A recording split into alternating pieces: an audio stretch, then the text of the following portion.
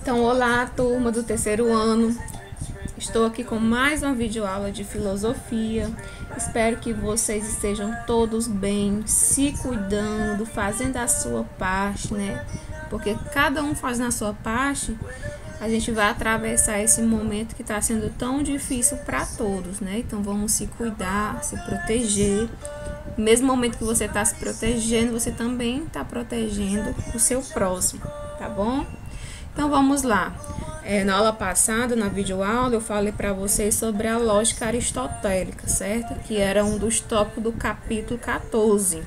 Então, hoje irei dar continuação falando sobre os tipos de raciocínio ou argumento. Esses tipos de raciocínio ou argumento, eles são classificados em indução, dedução, abdução, analogia ou argumentos de autoridade, certo? Então, para iniciar aqui, irei falar sobre o silogismo dedutivo e indedutivo. Então, para falar desses dois argumentos, né, ou posso dizer também desses dois silogismos, a gente deve entender primeiro do que se trata, se são argumentos ou proposições lógicas, que se dão basicamente através do silogismo. Então, só para lembrar o que é o silogismo, né? Vocês se lembram que na aula passada, quando eu falava sobre a lógica aristotélica, eu disse para vocês que o silogismo é a estrutura do argumento, né, de um bom argumento. O silogismo, ele não quer saber se o seu argumento ele está de fato relacionado ao mundo real ou não. Ele quer saber se você fez ali uma boa estrutura do seu argumento. Você pode contar uma mentira para uma pessoa, né? Mas dependendo da estrutura do argumento que você usou para essa mentira, essa pessoa vai acabar acreditando, certo? Então, o silogismo, ela se preocupa na estrutura do argumento. Não é eu querendo dizer que o silogismo, ele faz as pessoas mentir diante do argumento ou falar a verdade. Não, é de acordo com o argumento, certo? Então, o silogismo também é uma formulação capaz de evidenciar uma conclusão básica em premissas anteriores. Ele se dá basicamente por duas fórmulas. A fórmula dedutiva, que é o silogismo dedutivo, aqui, e a fórmula indutiva, né, que é o silogismo indutivo. Então, os dois tipos de silogismo, nesses dois aqui no qual eu irei falar mais dele, os dois são silogismo, eles vão evidenciar aquela conclusão baseada em premissas. Vocês se lembram, né, que na aula passada também expliquei para vocês sobre as premissas, né, premissa 1, premissa 2 e a conclusão, certo? Então, vamos aqui falar um pouco sobre o silogismo dedutivo. Pessoal, o silogismo dedutivo, ele vai começar a partir de premissas maiores, que são as premissas universais, né? Vocês se lembram que no silogismo tem a classificação, né? Ela se classifica, lembrando aqui, em afirmativa, negativa, universais, particulares ou singulares, tá certo? Então, geralmente, ela vai partir de uma premissa que seja maior de todas. Vai ser o caso mais geral possível. E a segunda premissa, ela já apresenta um caso mais particular. E a conclusão, ela vai ser retirada de tudo isso, né? Então, o silogismo, ela é composto de duas premissas, mais a conclusão, tá certo? Então, coloquei aqui o mesmo exemplo que foi colocado na aula passada, ó. Todo homem é mortal. Sócrates é homem. Logo, Sócrates é mortal. Tá certo? Então, o silogismo dedutivo, ele faz apenas uma demonstração aqui da estrutura, né? Do argumento. Então, a relação de inclusão que foi feita no final, no caso aqui, logo, Sócrates é mortal, através de um objeto importante, né? Vocês se lembram que é esse objeto importante? É chamado de mediação, ou seja, o termo médio. Então, pense aí, qual é o termo médio desse silogismo aqui ao todo? Pensaram? Então, o termo médio, podemos dizer que seja homem, né? Todo homem é mortal, Sócrates é homem. Sócrates é homem, então logo Sócrates é mortal. Então o termo médio aqui para mediar, para me chegar a uma conclusão, foi homem. Como acontece isso? O termo médio, ele vai ser sujeito na primeira, estão vendo aqui, né? Todo homem, esse homem que ele está sendo sujeito. E na segunda premissa, ele vai ser o predicado. Uma coisa muito importante aqui do silogismo, o termo médio nunca vai aparecer na conclusão. O termo médio, ele só vai fazer a mediação, certo? Ele vai mediar entre os dois termos, o primeiro e o segundo, para você chegar aqui na conclusão, tá certo? Então, agora vamos falar sobre o silogismo indutivo, ok? Então, o silogismo indutivo, ele vai fazer um movimento oposto do dedutivo, né? Então, ele vai ser ao contrário. Mas como é que eles se interligam, se ele vai fazer ao contrário? Vou já explicar para vocês. Então, é o seguinte, ó, porque ele não vai partir de uma teoria geral, mas a conclusão dele pode se tornar uma teoria geral, mais universal, porque vai partir de proposições menores, particulares, para induzir o resultado à conclusão, certo? Então, o indutivo, ele vai induzir ali nas premissas para chegar em alguma conclusão. Então, coloquei aqui o exemplo aqui para vocês, ó. É o seguinte, o ouro conduz eletricidade. E aí tem outra premissa. O cobre conduz eletricidade. E outra premissa afirma, o ferro conduz eletricidade, né? Então, esses termos aqui, ouro, cobre, ferro, ele induziu para me chegar a uma conclusão que todo metal, ou quase todo metal, ele vai conduzir eletricidade. Então, aqui o silogismo indutivo, você precisa de experiências empíricas, muitas vezes, né? Você vai observar várias situações na sua cabeça e a partir disso você vai tirar um resultado. Ele não demonstra, como eu já falei, né? Ele vai induzir o resultado, tá certo? Então, o nome já tá dizendo, né? Indutivo. Então, e aí você observa que todo, ou a maioria dos metais, como já falei aqui, né? Ele vai ter uma probabilidade para conduzir eletricidade, de acordo com a experiência que eu observei aqui, tá ok? Então, o próximo aqui vai ser a abdução. O que é que diz aqui a abdução? O que eu posso falar disso? Ó, esse raciocínio, ou posso chamar também de argumento, abdutivo, atua entre dois extremos anteriores. Quais foram eles anteriores? Foram o indutivo e o abdutivo, certo? Então, o que sempre busca 100% de confiabilidade e o que busca 100% de validez. A abdução possui caráter explicativo e intuitivo, procura concluir e explicar melhor o argumento, certo? Então, a abdução, ele vai mediar entre os dois termos anteriores, tá certo? Então, um exemplo aqui que eu posso falar para vocês, ó. Por exemplo, você de manhã acorda e você vai lá na cozinha, né? Você, na noite anterior, deixou tudo limpinho, lavou a louça, né? Então, mas você chega lá de manhã e tá tudo bagunçado, né? Pia suja, com novas louças sujas, né? Copo fora do lugar. Então, a partir da observação que você fez ali, você chegou à conclusão que alguém esteve naquela cozinha e à noite, né, ou na madrugada, você não vai saber a hora exata, fez o uso de algum alimento, né, utilizou aquele espaço ali. Então, esse aqui é um exemplo de abdução, tá ok? Agora vamos falar aqui sobre analogia. O que a analogia tem a dizer para nós? Então, é o seguinte, pessoal. A analogia, ela é qualquer tipo de pensamento que se baseia em uma analogia. É o processo de raciocínio do particular para o particular, que deriva uma conclusão a partir de sua própria experiência, em uma ou mais situações semelhantes. Também, gente, é um método de raciocínio mais simples, raciocínio mais comum. Também é mais cheio de chance de cometer erros, né? Então, esse tipo aqui de analogia, ele não vai te dar um método seguro, certo?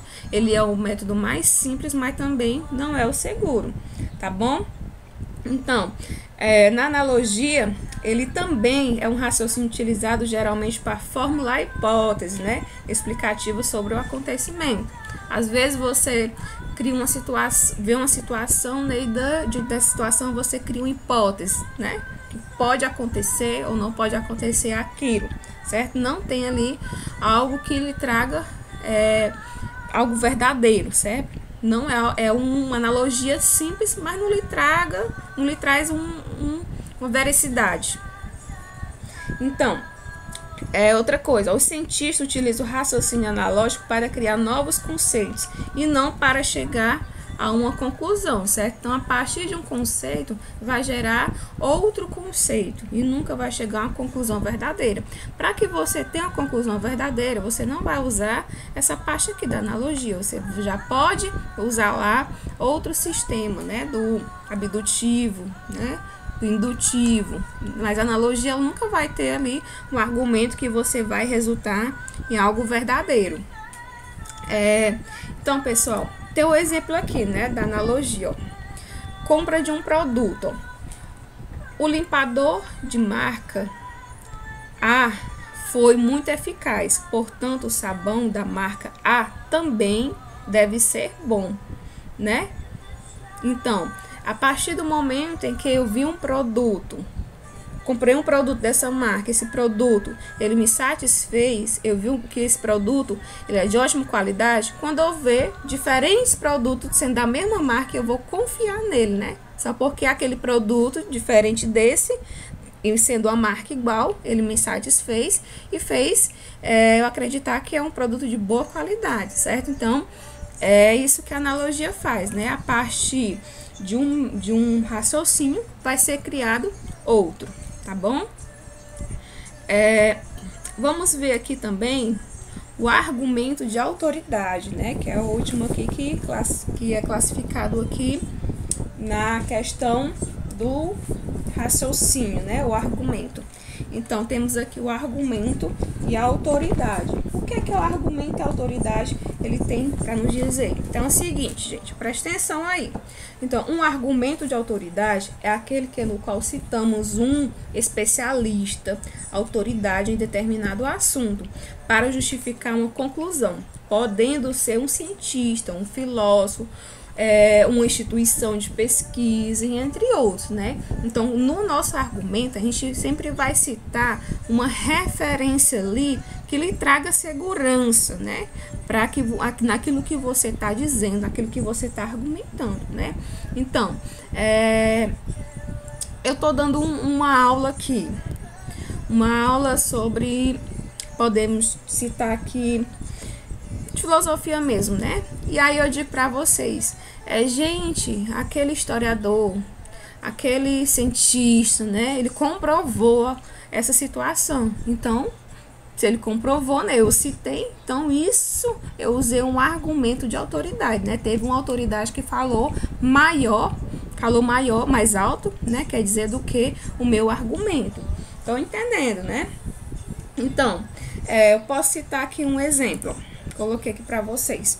Os astrônomos dizem que o formato da Terra é esférico. Logo, o formato da Terra é esférico, né? Então, se os astrônomos ele dizem, né? Ele tem certeza que o formato da Terra é esférico. Então, o que eu posso discordar dele, né? Se ele é um especialista nesse estudo, nessa área, então ele é uma autoridade ali que vai falar mais alto que o meu argumento, certo? Então, isso tudo faz parte do argumento de autoridade, ok? Pessoal, outro tópico também que eu queria abordar aqui com vocês é sobre as falácias, né? Então, as falácias, argumentos incorretos. O que são essas falácias, certo? Vocês já fizeram alguma atividade referente a isso, eu creio que vocês já tenham lido, né, pesquisado. Então, vamos lá esclarecer mais, deixar mais claro aí o que significa essas falácias. Então, falácia é um raciocínio que parece lógico e verdadeiro, porém existe alguma falha que o faz ser falso, né? Então, algum argumento que eu vou fazer, que eu vou propor, né? E nesse argumento vai ter uma falha que aí vai causar dúvida na pessoa que está escutando o meu argumento, né? Então, nas falácias, podemos classificar em recurso à força, recurso ofensivo, argumento pela ignorância, apelo ao povo e também pergunta complexa, né? Então, vamos aqui, ó. A palavrinha falácias, ela é de origem latina, né?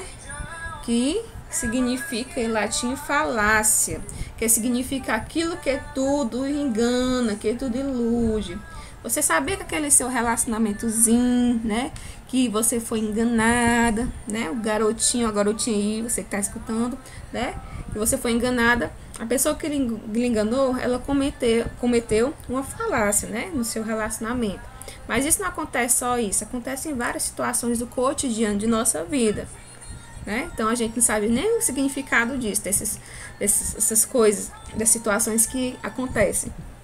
Então aqui, gente, bora aqui para a primeira classificação das falácias, né?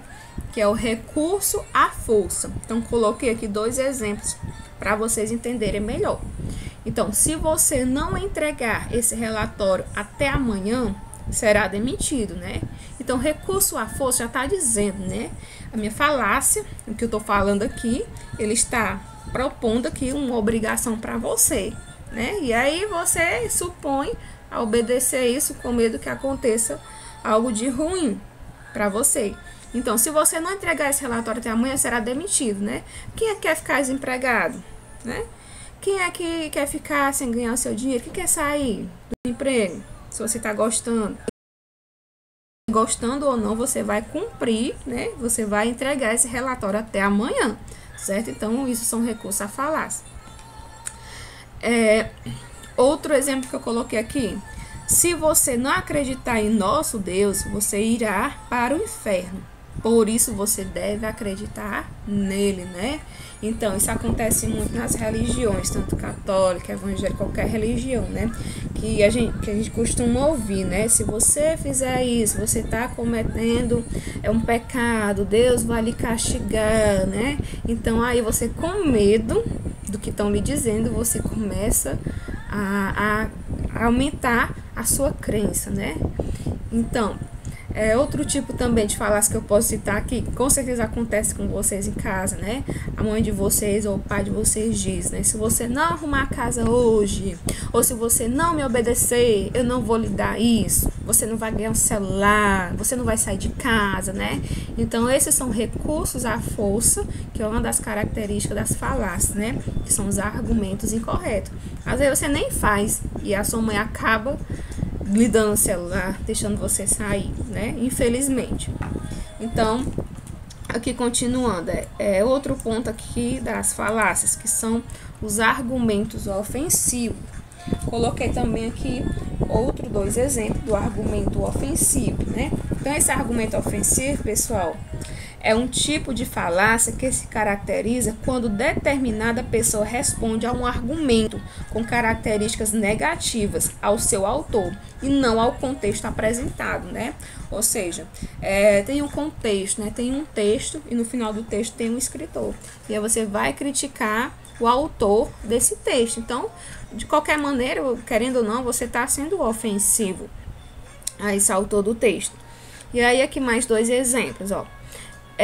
A filosofia de Heidegger não é digna de confiança, pois ela apoiou o nazismo, né? Então, se eu fiz ali uma teoria com dedicação, né, um grande estudo, e uma pessoa vem dizer que a minha teoria não é digna, vai me ofender, né? Outro exemplo, ó, fumar faz mal à saúde. Não sei por que diz isso. Você costuma fumar às vezes, né? Então, houve uma contradição no que você falou e me ofendeu, né? Então, fumar faz mal à saúde. Como é que eu digo se fumar faz mal à saúde? Aí vem uma pessoa e diz na minha cara, na frente de todos, né? Como é que você diz isso? Se você às vezes fuma, né? Então, de uma certa maneira ali, ofendeu o meu argumento. Ofendeu ali a autoridade, como eu falei, né? Que ofende as autoridades, criticando e fazendo de uma forma negativa o argumento daquela pessoa. Então, vamos para o próximo ponto, que fala sobre o argumento pela ignorância. Então, gente, esse argumento pela ignorância ocorre quando alguém tenta argumentar que algo é verdadeiro, porque se não provou ser falso, ou argumentar que algo é falso por não se ter provado ser verdadeiro, certo? Então, eu tenho aqui o exemplo. Exemplo 1. Como ninguém comprovou a inexistência da alma, então a alma existe, né? Então vocês entenderam. O argumento pela ignorância, ele não vai eliminar aquilo que não foi comprovado, certo? Então, o outro exemplo, a vida após a morte é boa, porque ninguém voltou para reclamar, né? Então, o que? No caso, eu posso dizer que existe a vida após a morte, e você não pode dizer o que eu estou dizendo é mentira, certo? Porque você não pode comprovar o contrário, tá certo? Então, a questão da existência de Deus, né? Eu não posso te criticar porque você diz que Deus existe, se eu não posso comprovar que ele não existe. Então, até o momento que não apareceu ninguém para comprovar que Deus não existe, nós vamos estar acreditando que ele existe, tá certo? Então, entenderam aí, né? O argumento pela ignorância. E o próximo será o apelo ao povo ou à galera, certo? Então, esse apelo ao povo, à galera, primeiramente, que vamos falar aqui do exemplo. Primeiro exemplo, a maioria das pessoas compra esse tênis, então eles são bons calçados, né? Então, você já observou aí que esse apelo ao povo, à galera, ele está relacionado, né, ao marketing, à propaganda, né, à indução ali, manipulação, né? Então, se a maioria das pessoas compra esse tênis, né? Então, quer dizer que eles são bons calçados, né? Outro exemplo aqui. Se você comer toda a sua comida, vai ficar forte igual o super-homem, né? Então, quem nunca ouviu isso aqui quando era criança, né? Ouviu alguma mãe falando para algum filho, né? Coma para você ficar forte, você ficar inteligente, grande, né? Então, esse aqui é um argumento do apelo ao povo, à galera, que vai fazer a pessoa fazer aquilo que você está querendo, né? Então, acontece muito em propaganda, em slogan, né? Em eleições políticas também, tá certo? Então, um apelo ali para a galera, para o povo ali fazer o que você está querendo, tá ok? Então, o próximo aqui, e o último, é a pergunta complexa. O que é que essa pergunta complexa nos quer dizer? É uma falácia que consiste em fazer uma insinuação na forma de pergunta. Ou seja, na sua pergunta já vai estar tendo uma resposta. No exemplo 1, eu digo o seguinte: você já parou de roubar? Se eu perguntei se você já parou de roubar, eu quis afirmar que você já foi um ladrão um dia, né? Você parou de fumar? Se eu estou perguntando se você parou de fumar, é porque eu estou afirmando que você já foi um fumante, certo? Então, esse daqui é um exemplo aqui da classificação da pergunta complexa, certo? Das falácias. O exemplo 2 aqui, bora lá. Já deixaste de fazer vendas ilegais? Né? Se uma pessoa perguntar isso para você, né? Então, ao mesmo tempo, ela está afirmando que você fazia vendas ilegais, né? Então, é isso, pessoal. Esse aqui foi o último tópico aqui das falácias, né? Os tipos de argumento falsos, podemos dizer assim também. Então, eu quero dizer para vocês, se vocês tiverem alguma dúvida, você pode entrar em contato comigo, né, via WhatsApp, que eu estarei à disposição. Se ficou algum tópico aqui ou algo que você não entendeu, então pode entrar em contato comigo que a gente irá esclarecer sua dúvida, tá bom? Então, gente, peço a vocês que estudem o capítulo 14 para avaliação online de filosofia, tá certo? Então, desde já agradeço a vocês, né, por ter participado desse vídeo. Posteriormente, quando for um novo conteúdo, eu irei gravar eu irei entrar em contato com vocês para a gente fazer uma videoconferência, tá certo? Então é isso, um beijo a todos, um abraço virtual e até a próxima aula. Tchau!